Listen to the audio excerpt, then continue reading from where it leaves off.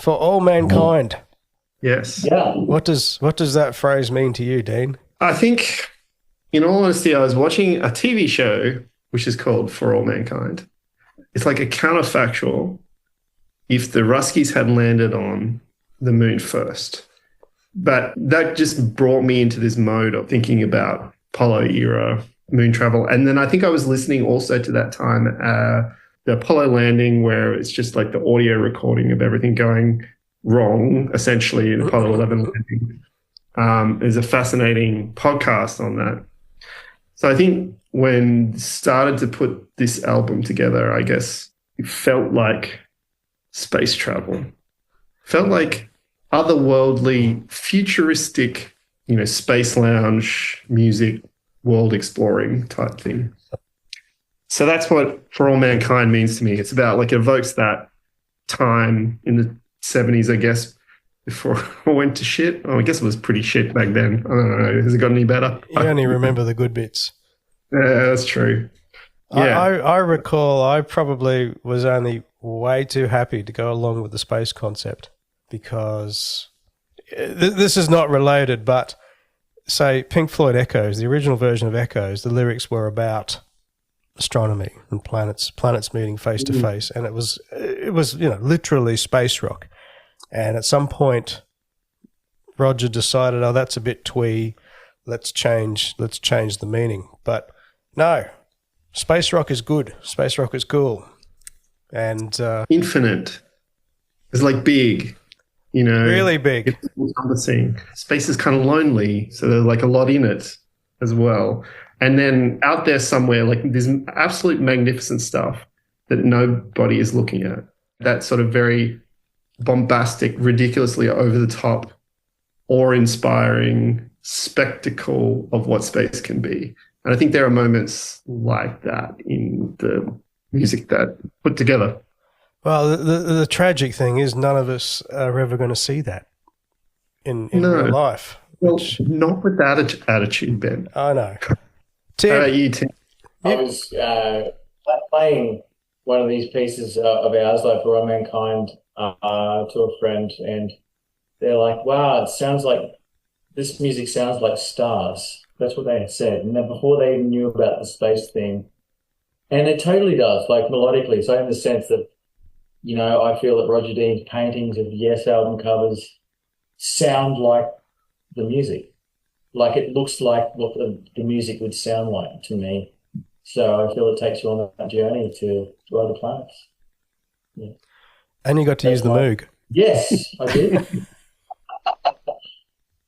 I don't remember it being like this. I think I went back and listened to, like, what the actual jam was. I'm like, oh, yeah, okay, it was all there. But interestingly, like, it got so much bigger in the work that you did orchestrating it and putting it together.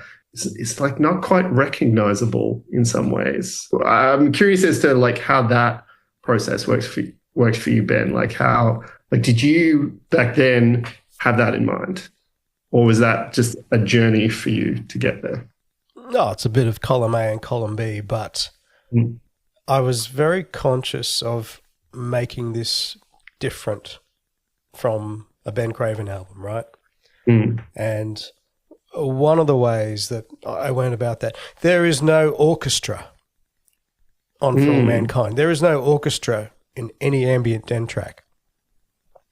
So you're right. I hadn't noticed. That's it. The whole thing is designed because it was played by the principals, and it's meant to be played, live on pianos or synths or whatever. And there is no need to fake an orchestra because it is all there in the arrangement. If I was doing something, Ben Craven, you better believe the orchestra arrangements are going to be built up from step one. This does need it. Yeah, and it kind of has to be that way to be space rock, right? Like, space rock itself would necessitate being, you couldn't put a whole orchestra in that mix, right? You would have to have, like, something that was a little bit more compact and a little bit more electronic. And well, think of the end of Neptune from the Planet Suite. That's like one of the best bits of music ever made, and the whole point is the orchestra is going down in volume, the choir is just kind of coming up in the background, and things are getting very strange and very weird and very lonely, and you don't need a whole orchestra for that. I was just going to say, huge influence, the planets, House of the Planets, just not necessarily album, just in general. So that intro chord sequence, I think that was yours, Tim. I know you pretty much came with that. I don't remember if we were playing in 7 yet at that point, but that's right. It just came from improvisation, and the melody sort of came from there, didn't it? Like the melody progressed and evolved. I think this originally came from one of our late night kind of post-COVID jams back when, for want of saying it, and for Dean's sake, back when Frank and Fido was inactive because we couldn't all get together during COVID. Tim and I picked up the ball. Yeah, and you ran a lot further than Frank and Fido is still there. I'm still ready with some stuff to do. No, I'm still chipping away at it. Tim, I feel like you're very intuitive with your parts. I was listening to the piano part that you played on a different song, but the end of Provenance. And I remember you just ripped that off in one take at the end of something. And I remember I was in a different room and I just sat back and I just went, wow, that's amazing. And it's pretty much like that, like on the album, right? One take. You're 100% right. Yeah.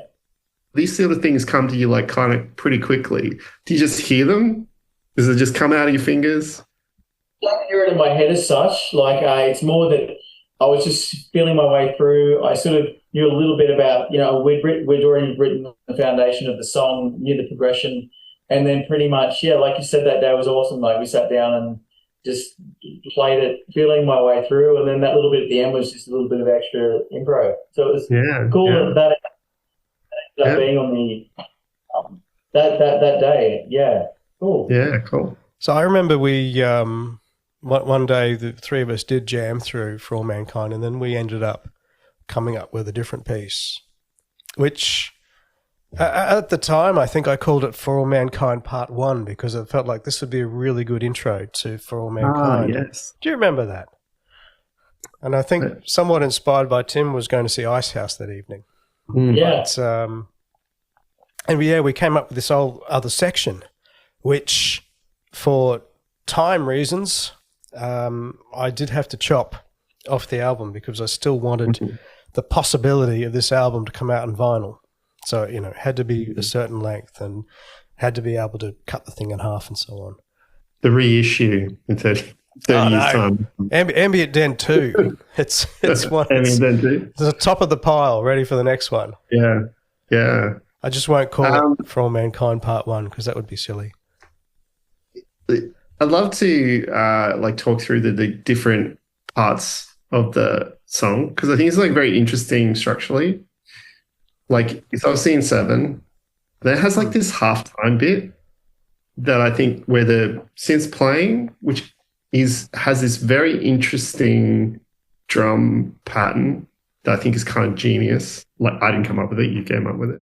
Yeah, I thought that was a really good choice to change the mood. And then it goes down into this really dramatic stabs. Yeah. And this big, that kind of felt like a bit of a nod to the whole orchestral Ben Craven thing there. This is there was a hint of that. And then of course we go out with big guitar solos at the end. Very that's very awesome. What can be said?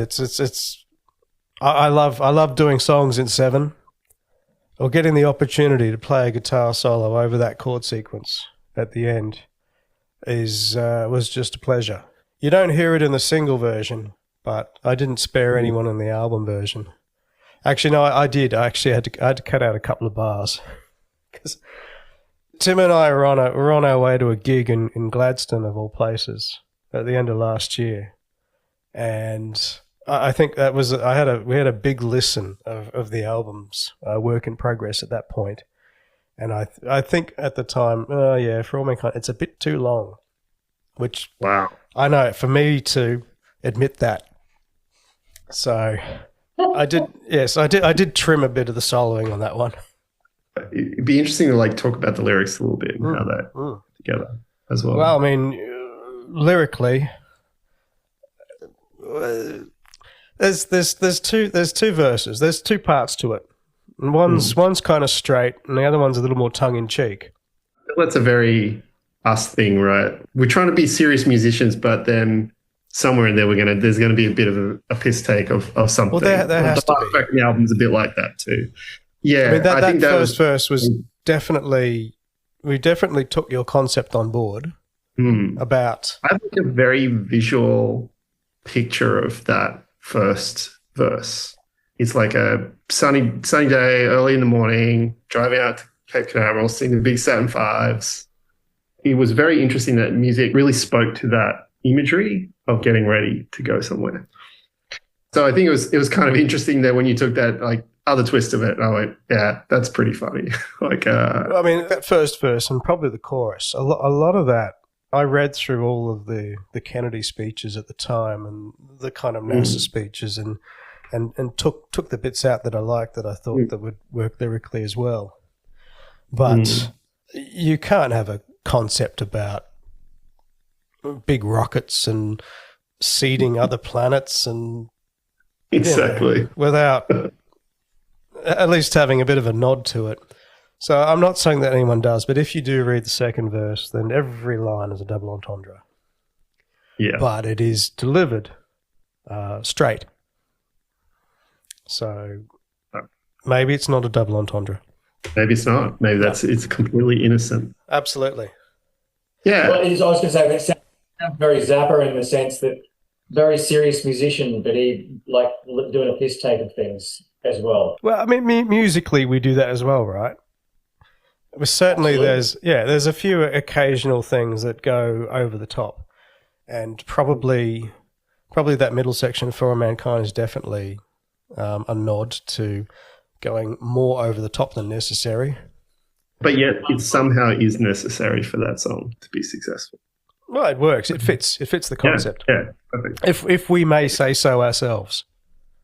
And in a sense, like that change in energy too drives like that last big sort of stretch for the solo through as well. I thought that was really a good choice. We tried to get the choir, the whole of Earth, singing that For All Mankind chorus. I know it doesn't quite sound like that, but that was definitely the concept. Can we get everyone on the planet singing this song, and we'll mix it into the chorus? So. Well, I guess we double-tracked ourselves, so we kind of got there. Just personally, that guitar solo pulls on the heartstrings. It's just so epic, and it just suits the song so well. Like, it's up with one of the great solos, and I'm not blowing your trumpet. It's just something love it. In my defense, there's probably about an hour's worth of soloing there that I just picked the good bits that I landed on by accident and linked them together. Do you tend to start to hear things and then you go, I'll incorporate that the next time around and then adjust that? Yeah, I think you're right. You definitely have to avoid muscle memory. If you're going to do a guitar solo, your hands are going to do certain things. So your first thing is to regulate that. Sometimes it's good, sometimes it's not. Mm-hmm. But if at least... as you take multiple takes, then certain melodies and melodic ideas will float to the surface.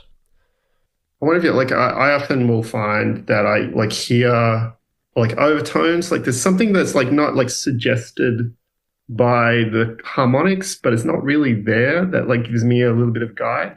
I know like there's a rule of how you're supposed to put melodies with harmonics, but often I feel like when I listen to your playing like that, you're hearing other stuff that's going on. It's not just the chord progression that's obviously there, but you're somehow fitting into the texture of the song as much as anything. I'm not very good at the theory, and I know you are much better at the theory than I am. You would know exactly which notes are the appropriate notes to play, even between each passing chord, right? You can figure that out. I'm definitely just trying to be more instinctive. Yeah. But I mean, sometimes the wrong notes are the right notes. It's completely emotive and feel-based, right? Basically. So, but like Tim, you do a huge Moog solo, or was it Moog? Can we clear this up? I know Bob Moog pronounced his name Moog, but is the synthesizer called a Moog as well, or is it a Moog? I call it Moog, but it's probably Moog, Remember the Moog Rogue makes more sense if it's called the Moog Rogue. Yes. Anyway, It is a great solo. It's awesome too. Yeah. Well, I'm not too good with my theory either. I pretty much base everything on emotion and feel and just wherever it takes you. Yeah, I've got a lot of video of you just spontaneously approaching that solo. That's the way cool things happen. Yeah. Absolutely. And then I guess the next step which we finally were able to accomplish was getting all those moments, putting it into a song, finishing a song, finishing an album. That's a huge accomplishment in itself. And I'm not defending the inevitable lack of commercial success that we're expecting.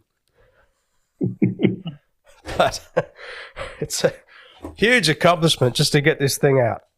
Oh, absolutely. Yeah, it's awesome.